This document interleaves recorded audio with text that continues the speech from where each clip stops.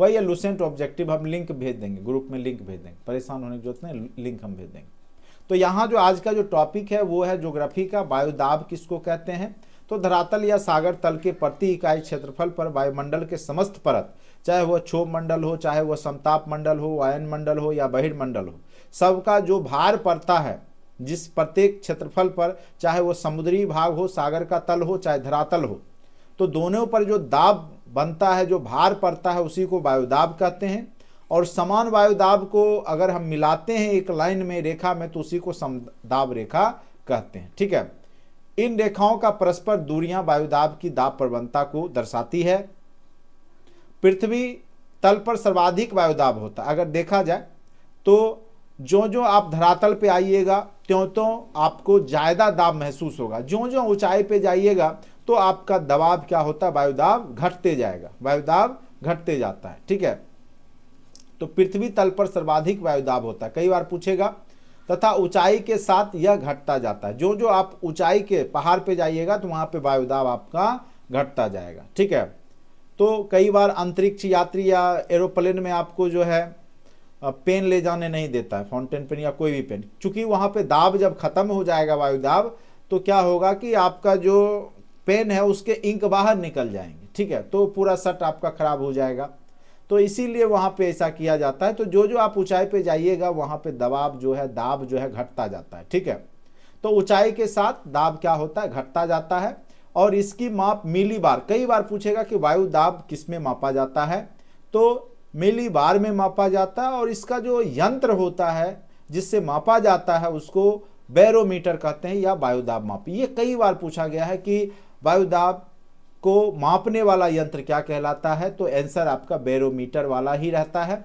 तो ये भी क्वेश्चन आपके लिए बहुत ही महत्वपूर्ण है आपके एग्जाम के दृष्टिकोण से कि वायुदाब मापने वाला यंत्र को क्या कहते हैं। तो याद रखिएगा बैरोमीटर। और यह किस में मापा जाता है, जैसे आपका भूकंप को हम लोग मापते हैं ना, ठीक है, तो उसी प्रकार से सबका एक अपना अपना एक यूनिट होता है, सिस्मोग्राफ से मापा जाता है। तो यहाँ पर बैरोमीटर से जो है यंत्र के माध्यम से जो है आपका वायुदाब मापा जाता है और मिली बार में। ठीक है, वहाँ रिक्टर स्केल पे मापा जाता था, यहाँ मिली बार में आपको जो वायुदाब होता है उसको मापा जाता है। तो याद रखिएगा इसकी माप किस में की जाती है वायुदाब की, तो वायुदाब की माप मिली बार में किया जाता है। और इसका जो यंत्र होता है वो बैरोमीटर होता है। बहुत ही महत्वपूर्ण क्वेश्चन है, एग्जाम में अगर पूछेगा तो याद रखिएगा वायुदाब मापी यंत्र को बैरोमीटर कहा जाता है। ठीक है, अब देखिए जो वायुदाब का जो घटना बढ़ना है वो कई कारणों पर डिपेंड करता है।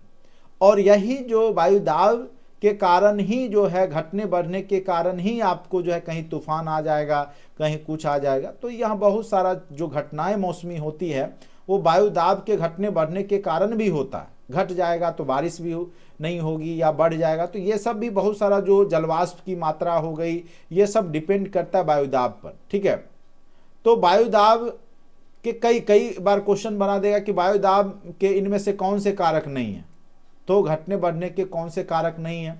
तो पहले जानिए कारक कौन कौन से हैं जिससे वायुदाब घटता बढ़ता है, यानी जो वायुदाब को प्रभावित करता है। सबसे पहले आपका टेम्परेचर, जो वायु का ताप है, टेम्परेचर है, वो आपके वायुदाब को घटाता बढ़ाता है। ठीक है, और खास करके गर्मी के मौसम में जो हम लोग पढ़ते हैं, जो मृग मरीचिका जो बन जाता है जो आपके सड़क पे, उसमें क्या होता है, तो उसमें भी क्या, जब गर्म होता है सर के ताप तप्त होता है तो वायु क्या होता है, हल्की वायु ऊपर जाती है, भारी वायु नीचे आती है, तो एक परत बन जाता है। और उसी के कारण वहाँ पे जो है आपका रिफ्लेक्शन होता है, टोटल इंटरनल रिफ्लेक्शन, जिस कारण से आपको लगेगा कि आगे में क्या है, पानी सड़क पे, मतलब लगेगा कि आपको आगे में पानी है पूरा छिटा हुआ, या एकदम पूरा आपको लगेगा कि आगे पानी है। और तो ये सब कि जो वायुदाब जो होता है उस पर भी डिपेंड करता है, वायु का टेम्परेचर। उसके बाद ऊंचाई, ऊंचाई जो जो आप ऊंचाई स्थल पे जाइएगा त्यों तो आपका जो वायुदाब घटते जाएगा। फिर जलवाष्प की मात्रा पृथ्वी के गुरुत्वाकर्षण बल द्वारा नियंत्रित होता है। तो ये चार जो है, जो प्रेशर जो होता है वायु का पृथ्वी पर, वो वायु का टेम्परेचर पे डिपेंड करेगा, उसकी ऊंचाई पर, वायु में कितनी जलवाष्प है उस पर भी डिपेंड करेगा, और पृथ्वी के गुरुत्वाकर्षण बल कितना है, उस पर भी ये नियंत्रित होता है। वायुदाब जो है इन सभी चारों फैक्टर पे डिपेंड करता है। कई बार पूछ देगा कि इनमें से कौन से फैक्टर पे वायुदाब जो है फैक्टर जो है इनमें से कौन सा कारक नहीं है, तो उसमें से इस तरह से क्वेश्चन यहाँ पे क्रिएट करके पूछा जा सकता है। यानी टेम्परेचर पे डिपेंड करता है, ऊंचाई पे डिपेंड करता है, वायु में कितनी जलवाष्प की मात्रा है उस पर डिपेंड करता है, और पृथ्वी के गुरुत्वाकर्षण बल के द्वारा भी वायुदाब नियंत्रित होता है। ये सभी कारक वायुदाब के घटने बढ़ने के होते हैं। ठीक है, जो जो जलवाष्प की मात्रा बढ़ेगी त्यों तो क्या होगा, आपका जलवाष्प की मात्रा बढ़ेगी त्यों तो क्या हो जाएगा, वायुदाब में कमी आती जाएगी। क्या है, जलवाष्प की मात्रा बढ़ने पर वायुदाब में कमी आ जाती है। ठीक है, तो जो जो आपके वायुमंडल में जलवाष्प की मात्रा बढ़ेगी त्यों त्यों वायुदाब की मात्रा घटती है। तो कई बार पूछ देगा कि वायुमंडल में जलवाष्प की मात्रा बढ़ने पर वायुदाब में क्या होगा, कमी होगा, बढ़ जाएगा, समान रहेगा, इनमें से कोई नहीं, एक से अधिक। तो इस तरीका से क्वेश्चन बीपीएससी क्रिएट करके पूछ देगा। तो जो जो जलवाष्प की मात्रा बढ़ेगी तो वायुदाब जो वायु प्रेशर है उसमें कमी आते जाएगी। ठीक है, तो ये ध्यान रखिएगा। अब बहुत सारी जो वायुदाब की पेटियां, पूरा ग्लोब अगर देखा जाए तो उसमें कई प्रकार के वायुदाब की पेटियां हैं। जैसे ये देखिए यहाँ पर, और हमेशा याद रखिएगा उच्च वायुदाब से निम्न वायुदाब की ओर जो है यहाँ पर वायु का प्रवाह होता है। हमेशा क्या होगा, जहां उच्च वायुदाब है, जैसे यहां मान के चलिए उच्च वायुदाब है, यहां निम्न है, तो उच्च से निम्न वायुदाब की ओर जो है हवा का जो है प्रवाह होता है। हमेशा याद रखिएगा, जब भी प्रवाह होगा तो उच्च वायुदाब से निम्न वायुदाब की ओर ही हवा का प्रवाह होता है। जैसे टेम्परेचर का भी, जहां हाईएस्ट टेम्परेचर है तो उधर से ही लोएस्ट टेम्परेचर की ओर उसका प्रवाह होता है। उसी प्रकार से जहां उच्च वायुदाब है वहीं से निम्न वायुदाब की ओर हवा का प्रवाह होता है। ठीक है, जैसे ये मान चलिए पृथ्वी है, पहले हम इसको दिखा दें, तो ये बीच का जो 0 डिग्री वो क्या है, भूमध्य रेखा या विषुवत रेखा है। तो विषुवत रेखा जो होता है वो निम्न वायुदाब का क्षेत्र होता है। इसको हम डोल ड्रम भी कहते हैं। निम्न वायुदाब बनाता है यहाँ पर। उससे क्या होता है कि जो आपके उसके बगल में क्या उपोष्ण कटिबंधीय उच्च वायुदाब से जो वायु है वो किसके तरफ बहेगी, तो प्रवाहित होगी, तो विषुवत रेखा की तरफ। और ये इसी को दक्षिणी सन्मार्गी पवने कहते हैं। जो दक्षिण की ओर से आई, उत्तर से जो आई उसको उत्तरी सन्मार्गी पवने कहेंगे। यहाँ पे निम्न वायुदाब है। उपोष्ण कटिबंधीय में हमेशा उच्च वायुदाब रहेगा, एक बार उच्च होगा एक बार निम्न होगा। ठीक है, अब देखिए विषुवत रेखा निम्न हो गया, इसके बगल में आपका उच्च हो गया, फिर क्या हो गया, निम्न हो गया, फिर क्या हो गया, उच्च हो गया। तो निम्न उच्च करके ऊपर नीचे आप बढ़िएगा। इसी प्रकार से वायुदाब का प्रेशर पृथ्वी पे रहता है। सबसे पहले बीच में क्या निम्न है, इसके ऊपर फिर देखिए ये उच्च है, फिर उसके ऊपर निम्न है, फिर उसके ऊपर चल जाइएगा तो उच्च। तो निम्न उच्च कीजिएगा, निम्न उच्च। तो कई बार पूछ देगा। लेकिन अब देखिए यहाँ पर याद रखना है 3 ऊपर है। जैसे उपोष्ण कटिबंधीय है, उपध्रुवीय निम्न दाब, ठीक है, उपध्रुवीय है, उसके बाद ध्रुवीय है उच्च दाब। तो ध्रुव पे दोनों ध्रुव है उस पे उच्च दाब रहेगा। हमेशा क्या रहेगा, जो दोनों ध्रुव है उत्तरी और दक्षिणी ध्रुव दोनों पे आपका क्या रहेगा, उच्च दाब रहेगा। उच्च दाब मतलब वहां पर प्रेशर ज्यादा रहेगा और वायु का जो प्रवाह होगा वो उच्च दाब से निम्न दाब की ओर होगा। ठीक है, तो ध्रुवीय क्षेत्र से जो पवनें होंगी वो किधर बहेगी, उपध्रुवीय क्षेत्र की ओर। ठीक है, और जो उपोष्ण कटिबंधीय जो उच्च दाब होगा वो दोनों तरफ, कुछ पवने जो है पछुआ पवने जो है जो पश्चिम से पूरब की दिशा की ओर जाएगी वो उपध्रुवीय क्षेत्र की ओर जाएगी, और कुछ पवने जो है उत्तरी सन्मार्गी पवने जो है वो नीचे की ओर विषुवत रेखा की ओर जाती है। तो इस प्रकार से इस चित्र को अच्छे से आप देखिएगा। कई बार यहाँ से भी क्वेश्चन क्रिएट किए जा सकते हैं।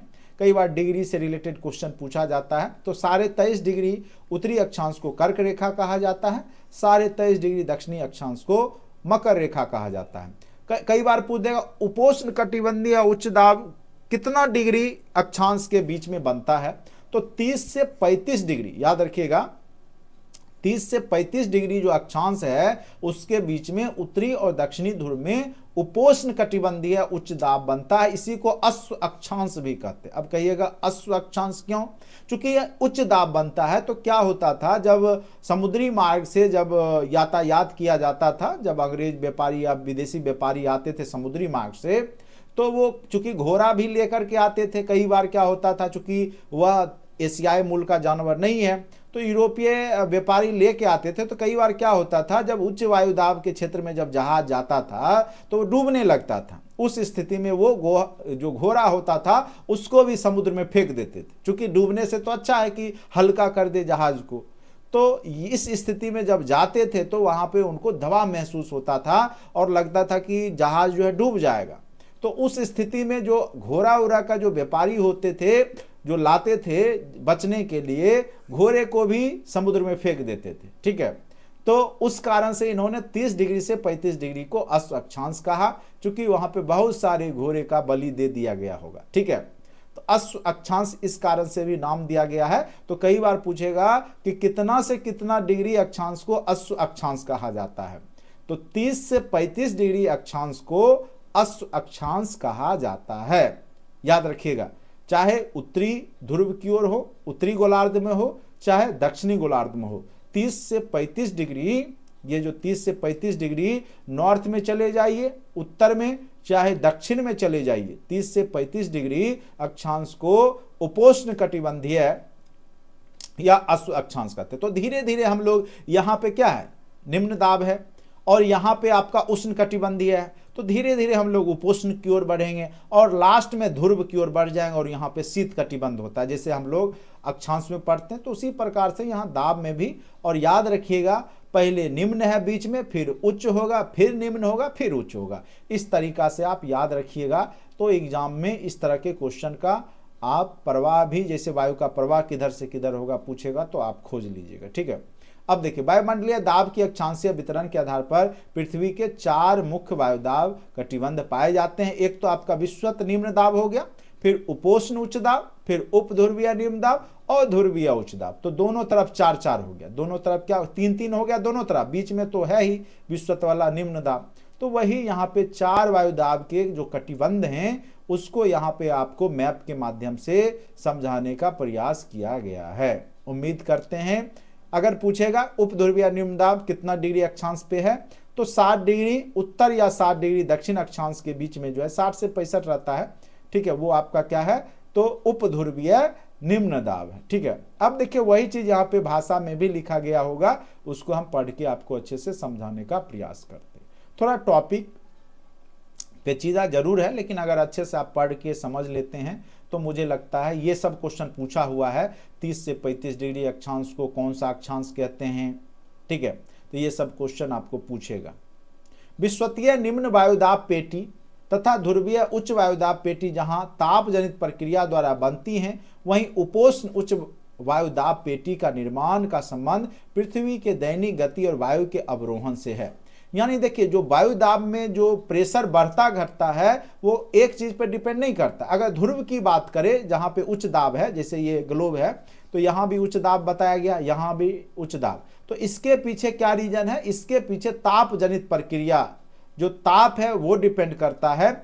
जबकि जो आपका उपोष्ण वाला जो था, ठीक है, उपोष्ण जो ऊपर नीचे जो था, ठीक है, वहां पर जो है जो 30 से 35 डिग्री, वहां पर जो है पृथ्वी की जो दैनिक गति है, जो आपका घूर्णन गति है जिससे दिन रात होता है, वो यहां पे डिपेंड करता है वायुदाब की पेटी के निर्माण में। तो वही चीज लिखा हुआ है, उपध्रुवीय यहाँ पे संबंध पृथ्वी की दैनिक गति एवं वायु के अवरोहण से है, और उपध्रुवीय निम्न दाब पेटी का जनन, जो उपध्रुवीय जो बीच में निम्न दाब की पेटी है उसका जो जनन है वो पृथ्वी के घूर्णन जो अपने अक्ष पे घूमती है और वायु के आरोहण से संबंधित है। ठीक है, विश्वतीय निम्न वायुदाब पेटी विश्वत रेखा के लगभग 5 डिग्री उत्तरी और दक्षिणी अक्षांशों के मध्य है। तो यानी जो आपका ये विश्वतीय निम्न जो पेटी है 5 डिग्री उत्तरी और 5 डिग्री दक्षिणी अक्षांश बीच में, याद रखिएगा।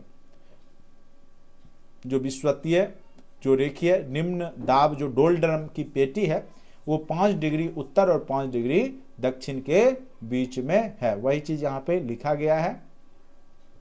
अत्यधिक गर्मी के कारण आपको पता है विश्वत रेखा पे कितना गर्मी पड़ता है, क्योंकि सूर्य जो है एकदम सामने होता है। अत्यधिक गर्मी के कारण यहाँ हवाएं गर्म होकर ऊपर उठ जाती है। स्वाभाविक सी बात है, जब हवा गर्म होगा तो हल्का हो जाता है, और हल्का होगा तो वो ऊपर उठेगा, और इस कारण से यहां केवल ऊर्ध्वाधर यानी ऊपर की ओर वायु धाराएं पाई जाती है। तो विषुवत रेखा पर वायु का जो प्रवाह होगा वो ऊपर की ओर होगा, क्योंकि जो गर्म होते जाएगा वो ऊपर उठते जाएगा। ठीक है, वायुमंडलीय शांत दशाओं के कारण इस कटिबंध को यहां चूंकि शांत रहता है, चूंकि वायु का दिशा क्या है, ऊर्ध्वाधर है, ऊपर की ओर है, इसीलिए शांत आपको दिखाई देगा। तो इस कारण से इसको शांत कटिबंध या डोलड्रम कहा जाता है। तो कई बार पूछेगा डोलड्रम अक्षांश के विषुवत रेखा के कितने डिग्री तक पाया जाता है, तो 5 डिग्री उत्तर और 5 डिग्री दक्षिण के बीच में डोलड्रम पाया जाता है, यानी शांत कटिबंध बोलते हैं। यहां हवा का जो आप गति आपको पता नहीं देगा, चूंकि यहां पे गति जो होता है वो ऊपर की ओर होगा, ऊर्ध्वाधर होता है। चूंकि जो भी हवाएं पृथ्वी के तप्त से गर्म होती है तो वो हल्की होती है और वो ऊपर उठते जाती है। ठीक है, तो इस तरीका से यहाँ पे शांत वायुमंडलीय दशा होता है, इसीलिए इसको डोलड्रम या शांत कटिबंध के रूप में भी जाना जाता है। ठीक है, दूसरा जो उपोष्ण है जिसको अश्व कटिबंध भी कहते हैं। ठीक है, अश्व रेखा, अश्व अक्षांश जिसको कहा जाता है, ये वाला जो पोर्शन है यहाँ पे उच्च वायुदाब है। ठीक है, 30 से 35 डिग्री उत्तरी और दक्षिणी अक्षांश के बीच में। इसके बारे में देखिए क्या है, उपोष्ण उच्च वायुदाब जो कि आपको अश्व अक्षांश भी कहलाता है, लगभग 30 डिग्री से 35 डिग्री उत्तरी और दक्षिणी अक्षांशों के मध्य विस्तृत है। इसका निर्माण वायुमंडलीय हवा के ठंडी होकर के नीचे उतरने, जो ठंडा हवा है वो नीचे बैठता है, ठीक है, जमा होने के कारण होता है। जान लीजिए यहां पर क्या होता है कि जब हवा ठंडी हो जाती है, जो गर्म होके उठी, विषुवत रेखा पे क्या हुई, वो उठी और फिर आगे जाकर के वो उत्तरी और दक्षिणी अक्षांश के बीच में ठंडा होकर फिर वह नीचे आकर के बैठ जाती है। ठीक है, इसका निर्माण वायुमंडलीय हवा के ठंडी होकर नीचे उतरने और जमा होने के कारण होता है। अत्यधिक शुष्क और शांत पवनों के कारण ये शीतोष्ण मरुस्थल के निर्माण में अपनी भूमिका निभाते हैं। तो सबसे ज्यादा जो शीतोष्ण मरुस्थल होगा वो उपोष्ण उच्च कटिबंध में ही होगा, क्योंकि यहाँ पे जो वायु है वो ठंडा होकर नीचे उतरता है, जिससे शुष्क रहता है, जिससे यहाँ पे क्या होगा कि जो मरुस्थल का निर्माण हो जाता है। ठीक है, तो कई बार पूछेगा कितना से कितना डिग्री अक्षांश के बीच में मरुस्थल पाया जाता है, तो याद रखिएगा कि 30 से 35 डिग्री के बीच में आपको मरुस्थल ज्यादा आपको दिखाई देगा। ठीक है, इसी कटिबंध को अश्व अक्षांश भी कहते हैं। अब आता है उपध्रुवीय निम्न वायुदाब, 60 डिग्री से 65 डिग्री उत्तरी और अक्षांश दक्षिणी अक्षांश के बीच में आपका क्या है कि निम्न वायुदाब। बताए ना, पहले निम्न होगा, फिर उच्च होगा, फिर निम्न होगा। ठीक है, 30 से 35, एक तो 0 से 5 याद रखिएगा, एक 30 से 35, फिर आपको 60 से 65 डिग्री। ठीक है, यहाँ पे आपका क्या हो जाएगा, निम्न वायुदाब की पेटी होगी। ठीक है, तो ये उत्तरी और दक्षिणी ध्रुव गोलार्ध दोनों में ये आपको बराबर होगा 60 से 65 डिग्री। अभी हमने मैप के माध्यम से दिखाया था, ये वाला जो पोर्शन है उपध्रुवीय निम्न वायुदाब 60 से 65 डिग्री, 60 ही लिखा है, तो ये 60 कीजिए, 60 डिग्री साउथ से 65 डिग्री साउथ, और यही चीज ऊपर में भी होगा। ठीक है, 60 डिग्री से 65 डिग्री, तो दोनों तरफ निम्न वायुदाब की पेटी यहां पर बनती है 60 से 65 डिग्री। तो ये भी क्वेश्चन पूछ देगा कि उपध्रुवीय निम्न वायुदाब की पेटी कितना से कितना डिग्री अक्षांश के बीच में पाया जाता है। तो याद रखिएगा कि 60 से 65 डिग्री के बीच में जो है यह आपका उत्तर और दक्षिणी गोलार्ध दोनों में निम्न वायुदाब की पेटी है। ठीक है, और यहां जो निम्न वायुदाब की पेटी का कारण मेन रूप से क्या है, पृथ्वी की घूर्णन गति। घूर्णन गति, ठीक है, जो अपने अक्ष पे घूमना हो गया, अपने अक्ष पे घूमना, या इसको हम दैनिक गति भी बोलते हैं, जिस कारण से दिन रात होता है। तो घूर्णन गति और दैनिक गति एक ही होता है। ठीक है, एक होता है वार्षिक गति, तो वो परिक्रमा करना हुआ, वो नहीं, अपने अक्ष पे लट्टू, जैसे ये लट्टू है ना, एक लट्टू होता है तो अपने अक्ष पे धुरी पे घूमता है, तो उसी प्रकार से पृथ्वी घूमती है। तो इसी को हम लोग कह सकते हैं घूर्णन गति, घूरना, अपने एक अक्ष पे घूमना, या दिन रात हो जाता है इसी के कारण से, इसलिए इसको हम लोग दैनिक गति भी बोलते हैं। क्या बोलते हैं, दैनिक गति भी बोलते हैं। तो याद रखिएगा, तो इसी कारण से आपका यहाँ पे क्या बन जाता है आपका, तो उपध्रुवीय निम्न वायुदाब की पेटी। ध्रुवीय क्षेत्रों में अत्यधिक निम्न तापमान के कारण उच्च वायुदाब की पेटी का विकास हो जाता है। ध्रुवीय क्षेत्र में क्या होगा कि अत्यधिक निम्न तापमान हो जाता है, बहुत मतलब ठंडा रहता है, जिस कारण से वहां पर क्या हो जाएगा, उच्च वायुदाब की पेटी का विकास हो जाता है। तो उम्मीद करते हैं कि वायुदाब आपको अच्छे से समझ में आ गया होगा। यही तथ्य था। बस यहाँ से क्वेश्चन अगर पूछे जाएंगे तो फिर से एक बार हम रिवीजन करवा देते हैं। वायुदाब कहते किसको हैं? तो धरातल या सागर के तल पर प्रति इकाई क्षेत्रफल पर जो लगने वाला, ठीक है, जो पड़ने वाला जो भार है उसी को वायुदाब कहते हैं। इसको हम लोग किससे मापते हैं? मिलीबार में मापते हैं। और जो यंत्र है उसको बैरोमीटर कहा जाता है। सर्वाधिक वायुदाब जो है धरातल पर ही होगा। ज्यों ज्यों हम लोग ऊंचाई की ओर बढ़ेंगे त्यों त्यों वायुदाब घटता जाता है। ठीक है, तो ये याद रखिएगा।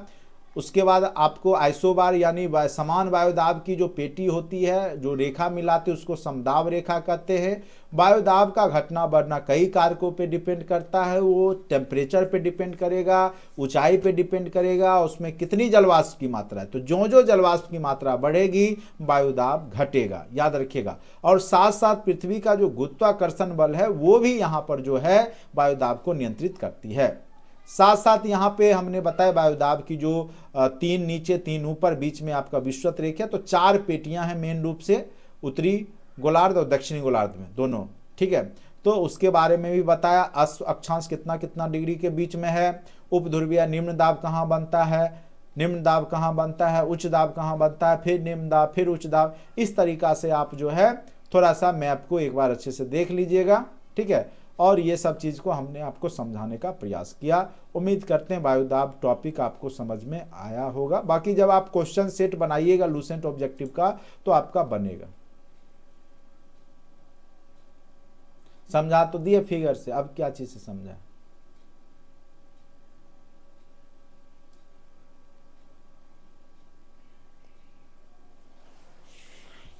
मैं लूसेंट का ऐप का लिंक भेज दूंगा, सभी लोगों को परेशान होने की जरूरत नहीं है। लैप ऐप का लिंक भेज दूंगा जिसको आप लोग डाउनलोड करके, ठीक है, उसको सेट बनाइएगा। जैसे जो जो टॉपिक होते जाता है ना, जैसे हिस्ट्री के जो जो टॉपिक हमने आपको पढ़ा दिया, ज्योग्राफी के पढ़ा दिए, पॉलिटी का जो जो टॉपिक पढ़ा दिया, जो जो टॉपिक जो जो होते जाएगा आप लोग अपना प्रैक्टिस सेट करते रहिए। बाकी कंटेंट में भी बहुत सारा सेट होगा तो उसको भी बनाते रहिए।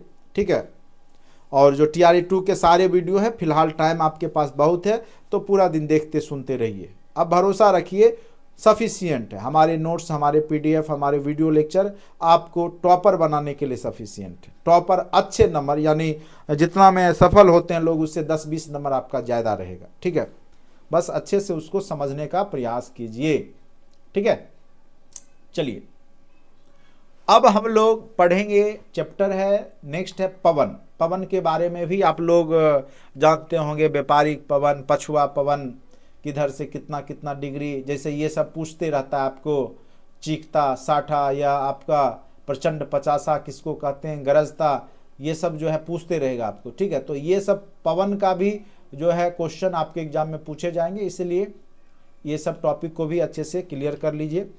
जो TRE2 में जो हमने आपको, चूँकि टाइम कम था तो ज्योग्राफी का सारे टॉपिक में कवर नहीं कर पाया था, तो इस बार जो जो टॉपिक उसमें आपका कवर नहीं है TRE2 में, उसको मैं पहले कवर कर रहा हूँ, जिससे कि कोई ऐसा टॉपिक ना बचे जिससे क्वेश्चन पूछे और आपको ना पता हो। बाकी सारे टॉपिक आपके TRE2 में भी हैं, जैसे सौरमंडल हो गया, अक्षांश रेखा हो गया, समय निर्धारण हो गया, भूमध्य रेखा, विषुवत रेखा, ये सब सारे टॉपिक वहाँ पे अच्छे से समझाए गए हैं। इसीलिए हमने इस बार उस टॉपिक को TRE3 में अभी स्टार्ट नहीं किया है। ठीक है, हाँ टाइम मिलेगा तो फिर से रिवीजन के तौर पे हम लोग देखेंगे। फिलहाल जो जो टॉपिक आपका वहाँ पे नहीं हुआ वो टॉपिक पहले ज्योग्राफी में यहाँ पे आपको करा दिए जाएंगे, जिससे कि आपके एग्जाम में कोई ऐसा क्वेश्चन मैं नहीं चाहता जो एग्जाम में पूछे और आप नहीं पढ़ के गए। ठीक है, तो अच्छे से समझने का प्रयास कीजिएगा। अब समझते हैं पवन। ठीक है, पवन वायु का ही जो है कह सकते हैं कि वायु को ही जो है पवन भी कहा जाता है। पृथ्वी पर वायुदाब की विषमताओं के कारण, जो विषमता है वायुदाब का, उस कारण से वायु हमेशा उच्च वायुदाब से निम्न वायुदाब की ओर प्रवाहित होती रहती है। ठीक है, अभी हमने आपको मैप के माध्यम से दिखाया था, तो गौर किए होंगे जो उच्च दाब से हवा की रुख किधर है, निम्न दाब की ओर।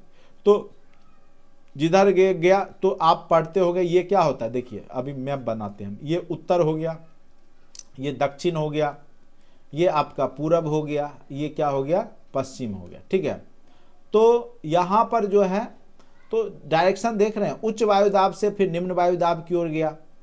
यहाँ भी आपका जो है उच्च वायुदाब से निम्न वायुदाब की ओर गया, उच्च वायुदाब से निम्न वायुदाब की ओर गया। तो इस प्रकार से पवन का जो डायरेक्शन है वो हर हमेशा किधर से किधर है, तो उच्च वायुदाब से निम्न वायुदाब की ओर पवन का डायरेक्शन आपको दिखाई देगा। ठीक है, जो पश्चिम से आएगा हवा का रुख तो उसको पछुआ कहेंगे। जैसे ये पश्चिम से किधर जा रहा है, इधर क्या, पश्चिम से पूरब, तो पश्चिम तरफ से आएगा उसको पछुआ बोलेंगे। जब जो पूरब तरफ से आएगा उसको पूर्वा बोलेंगे।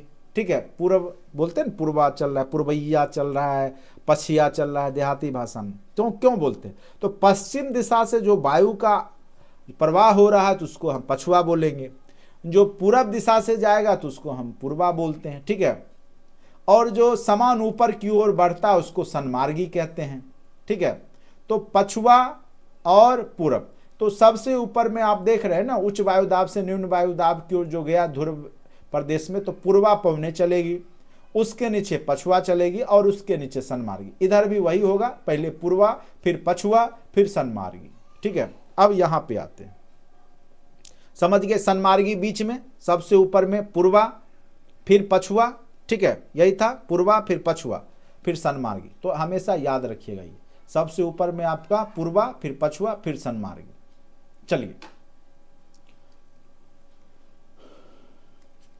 पृथ्वी पर वायुदाब की विषमताओं के कारण हवाएं उच्च वायुदाब से निम्न वायुदाब की ओर प्रवाहित होती। तो हमेशा वायु का, जैसे आप लोग पढ़िएगा चक्रवात, चक्रवात में भी क्या होता है कि वायुदाब, उच्च वायुदाब और निम्न वायुदाब बनता है। तो जो पवनें होती है उच्च वायुदाब से जो है निम्न वायुदाब की ओर जब जाती है, ठीक है, तो उसी को चक्रवात बोलते। फिर प्रति चक्रवात होता है, निम्न से उच्च की ओर जाएगी।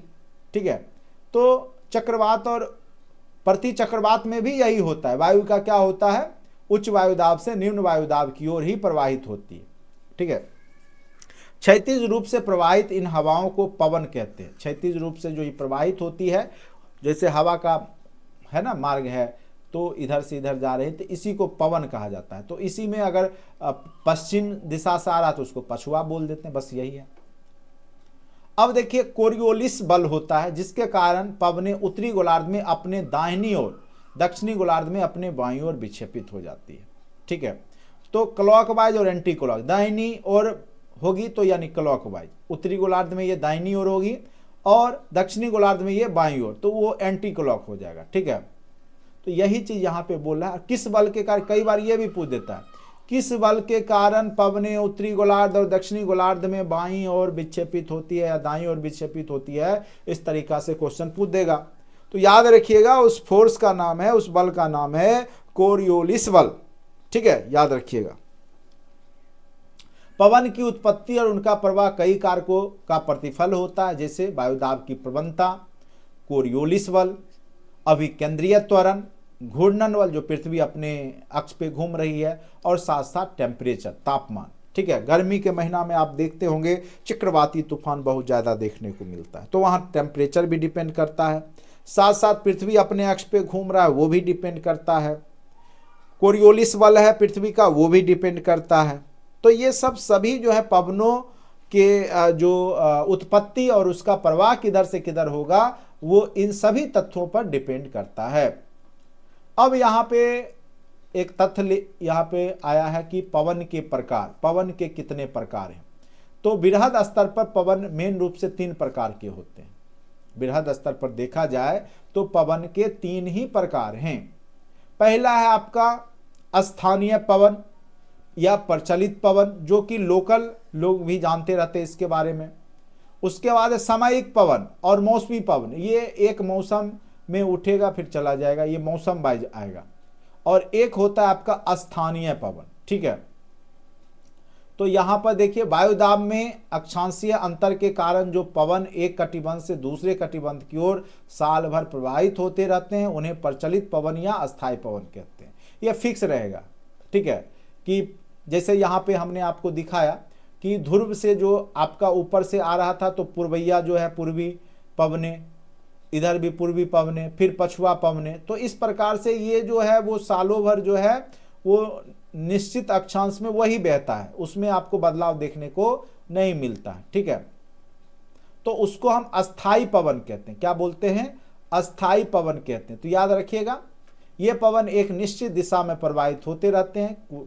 जो पूरब से बह रहा है उसको पूर्वा, और जो पश्चिम दिशा से पूरब की ओर बह रहा है उसको पछुआ पवन कहते हैं। मौसम के अनुसार जो पवन अपनी दिशा बदल देते हैं, बहुत सारे पवन क्या है कि मौसम के अनुसार अपनी डायरेक्शन बदल देता है, उन्हें सामयिक पवन कहते हैं। जैसा मौसम है तो उसके हिसाब से भी वो डायरेक्शन बदलता है, तो उसको सामयिक पवन कहलाता है। और एक होता है जो पवन दैनिक तापमान और वायुदाब में अंतर पड़ने के कारण विकसित हो जाता है, ठीक है। टेम्परेचर बढ़ गया, घट गया, उससे वहां पर एक नया पवन विकसित हो जाता है, ठीक है। टेम्परेचर के कारण, वायुदाब के कारण, ठीक है, उच्च वायुदाब निम्न वायुदाब के कारण। तो वैसे पवन जो है वहां पे उन्हें स्थानीय पवन कहते हैं। प्रचलित पवने 3 प्रकार के होते हैं। एक व्यापारिक पवन है। ये पवन उपोष्ण कटिबंधीय उच्च वायुदाब पेटी से विश्वतीय निम्न वायुदाब पेटी की ओर दोनों गोलार्ध में। अब देखिए इसको व्यापारिक पवन क्यों कहते हैं, जैसे यहां पर देखिए। अब देखिए जो ये उपोष्ण वाला है क्या है, उच्च वायुदाब की पेटी है, तो वो नीचे की ओर गया। ये किधर गया? नीचे की ओर। ये नीचे की ओर बहा।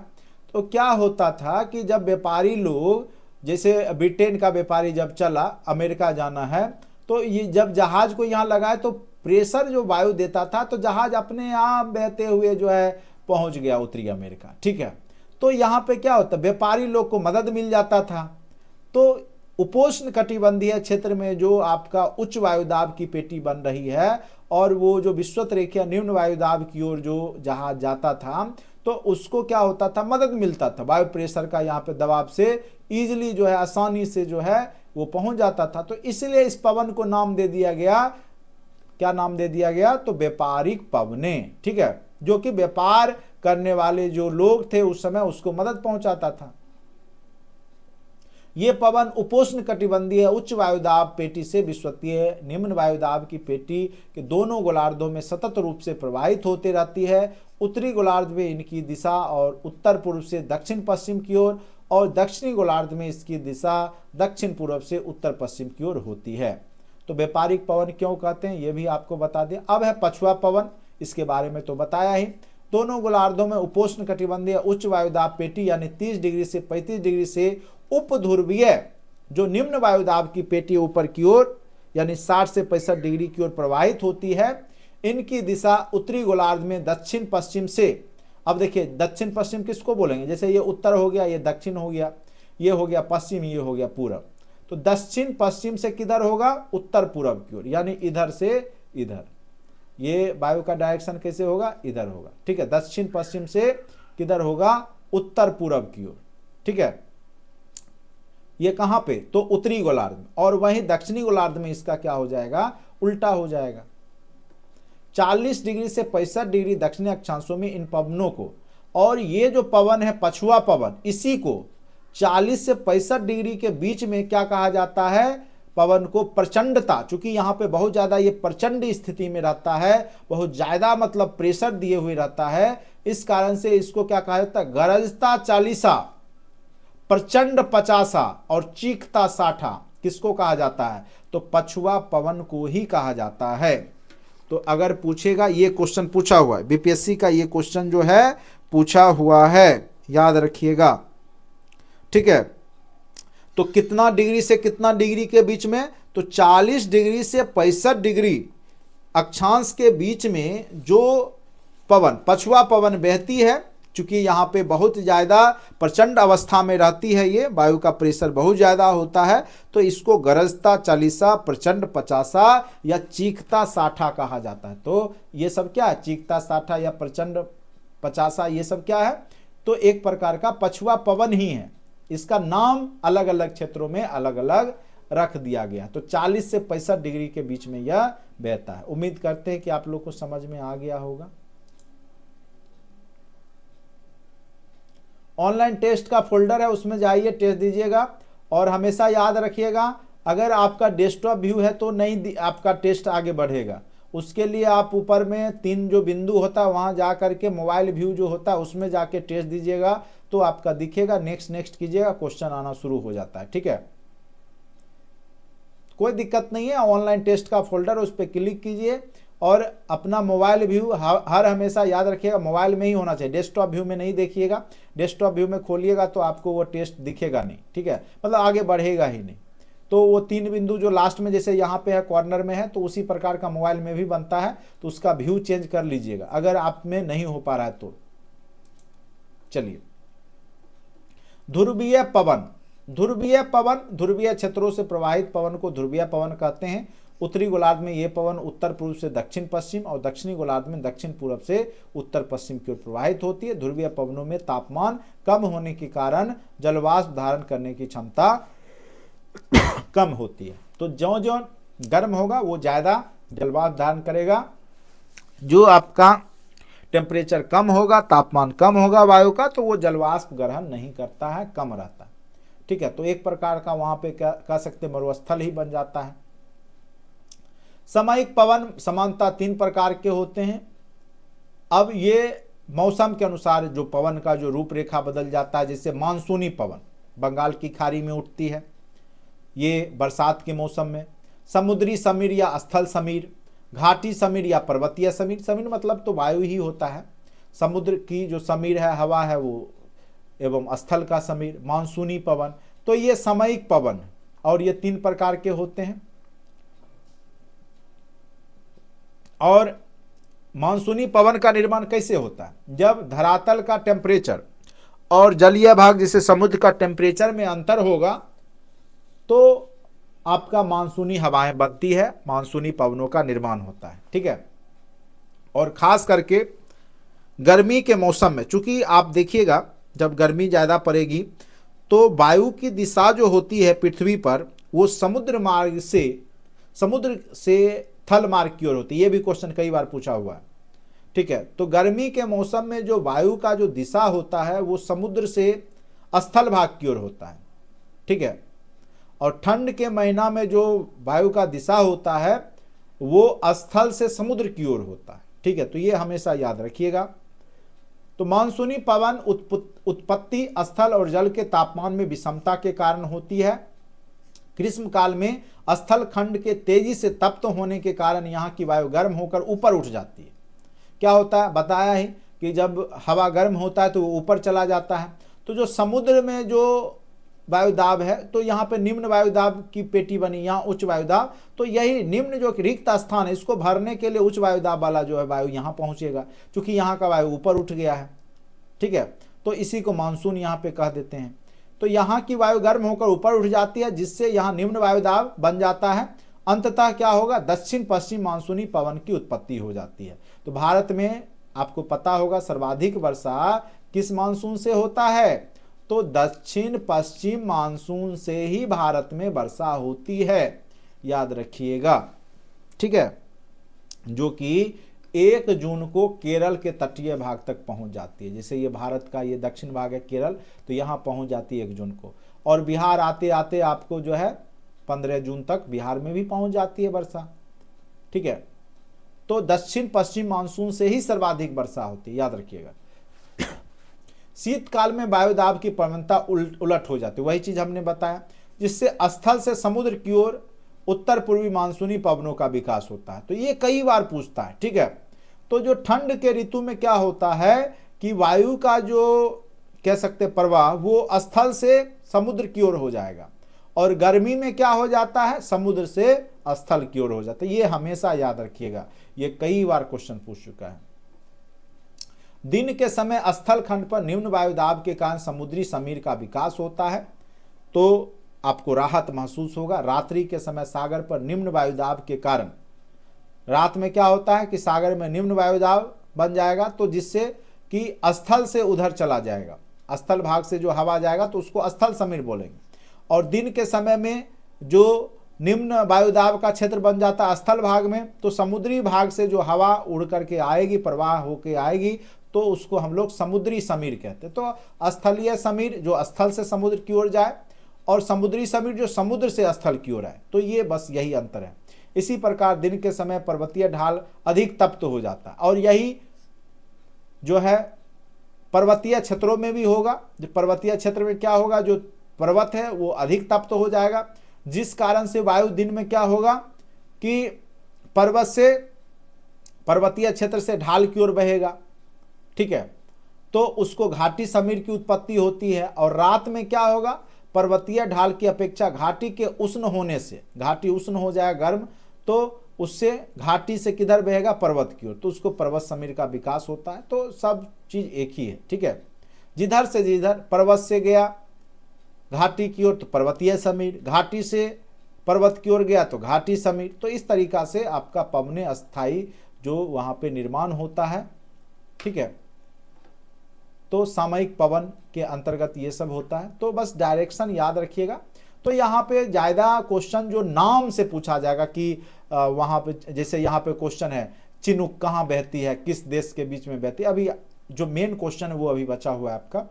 स्थानीय पवन स्थानीय दाब प्रवणता जनित कारकों के कारण विकसित होते हैं। ये अपने उत्पत्ति क्षेत्र की प्रकृति के अनुसार उष्ण और शीतल दो रूपों में पाए जाते हैं। चलिए, तो एक तो ठंडा पवन होगा और एक क्या होगा, गर्म। वो वहां के जलवायु, वहां के मौसम पे डिपेंड करता है। विश्व के प्रमुख स्थानीय पवन से पूछेगा आपको, निश्चित रूप से एक क्वेश्चन बराबर पूछ देता है। चिनुक, चिनुक कहाँ बहती है, तो यूएसए और कनाडा में रॉकी पर्वत के पूर्वी ढाल पर यह चिनुक, तो यह क्वेश्चन शायद पूछा था इस बार चिनुक के बारे में, ठीक है, टीआरई में ही हमने देखा है। तो रॉकी पर्वत के पूर्वी ढाल की ओर जो ये बहती है, ये है कहाँ, तो यूएसए और कनाडा, ठीक है। तो वहां पे जो हवाएं बहती है, टीआरई में पूछा हुआ क्वेश्चन है, तो उसको चिनुक कहा जाता है, ठीक है। फोन, आल्पस पर्वत जो यूरेशिया का पार्ट है, उसके दक्षिणी ढाल में फोन बहती है। सिरोको उत्तरी अफ्रीका से दक्षिणी जो भूमध्य सागरीय क्षेत्र है वहां बहती है। सिमुम सहारा मरुस्थल अरेबिया में ये बहती है। हरमटन सहारा मरुस्थल में बहती है। लू, लू कई बार पूछा हुआ है। भारत का उत्तरी मैदान में जो गर्मी के मौसम में जो हवाएं बहती है, उष्ण स्थानीय पवन की ही चर्चा करें। ये सारे उष्ण जो गर्म वायु है उसी का नाम है ये, ठीक है। यहाँ पे याद रखिए ये उष्ण वायु है ये सब। फोन हो, चिनुक हो, सिरोको हो, सिमुम हो, हरमटन हो, लू हो। उसके बाद ब्रिक फिल्डर, देखिए फिल्डर ऑस्ट्रेलिया टीम का बहुत बढ़िया होता है, ठीक है, तो याद रखिएगा ब्रिक फिल्डर जो हवा है वो भी ऑस्ट्रेलिया में ही बहता है। तो ये सारे गर्म हवाएं हैं जो कि स्थानीय नाम जो है किस देश के बहती है, यहां से क्वेश्चन पूछे जा चुके हैं, तो फिर पूछे जाएंगे। अब शीतल जो ठंडा हवाएं हैं, खास करके यहाँ पे बिलीजर्ड बार बार पूछेगा, बिलीजर्ड कहाँ बहता है, तो याद रखिएगा यूएसए में ठंडा हवा है। मिस्ट्रल कहाँ बहता है, स्पेन और फ्रांस के पठारी क्षेत्र में। बोरा कहाँ बहता है, एडियाटिक सागर के पूर्वी तट इटली में। बुरान कहाँ बहता है, साइबेरिया के क्षेत्र में, ठीक है। तो इस प्रकार से आपका जो है स्थानीय जो पवन है उससे रिलेटेड आपको क्वेश्चन पूछे जा सकते हैं, ठीक है। तो चूंकि दो टॉपिक हो गया तो ज़्यादा अभी मैं नहीं पढ़ाऊंगा, ठीक है, चूंकि समझ में आना भी चाहिए और आप लोग फिर से एक बार रिवीजन करेंगे। और ऑब्जेक्टिव सेट जब बनाएंगे ऑब्जेक्टिव लूसेंट का, तो जब सारा बन जाएगा तब आपको लगेगा कि हमने सही पढ़ लिया, ठीक है। तो या तो बुक रखिए या फिर आप वही कीजिए कि Lucent objective mobile app download कर लीजिए, चूँकि उसमें टॉपिक वाइज चैप्टर वाइज ढंग से ऐप बनाया हुआ है, ठीक है। बाकी टेस्ट उस्ट हम लेंगे तो उसमें भी ये सब क्वेश्चन यहाँ से आपको पूछे ही जाएंगे, लेकिन आप भी थोड़ा बहुत जो एक्स्ट्रा एक्टिविटी है वो भी जो मैं बोलता हूँ करते रहिएगा, तो आपको कहीं कोई दिक्कत नहीं होगा, ठीक है। तो ये थे टॉपिक वायुदाब एवं पवने, ठीक है। वायुदाब के बारे में भी हमने अच्छे से आपको बताया, पवन को भी समझाने का प्रयास किया, अक्षांश किस किस के बीच में कौन कौन प्रकार की पवने हैं, ठीक है, किधर से किधर प्रवाह होता है, गर्मी के मौसम में किधर होता है, ठंडा के मौसम में किधर होता है, और कौन से देश में कौन सी गर्म हवाएं बहती है और कौन से देश में कौन सी ठंडी हवाएं बहती है, जो एग्जाम में पूछे गए हैं या पूछे जाते हैं उन्हीं का चर्चा हमने किया है। बाकी चैप्टर टॉपिक बहुत ये सब बड़ा टॉपिक होता है, आप बुक पढ़िएगा, एनसीईआरटी बहुत ज़्यादा है उसमें, तो उतना आपको पढ़ने की जरूरत नहीं है। जो हमने नोट्स आपको दिया है उसको पढ़ लीजिए, क्वेश्चन निश्चित रूप से एग्जाम में पूछे ही पूछे जाते हैं, आपको फ़ायदा ज़रूर मिलेगा, ठीक है।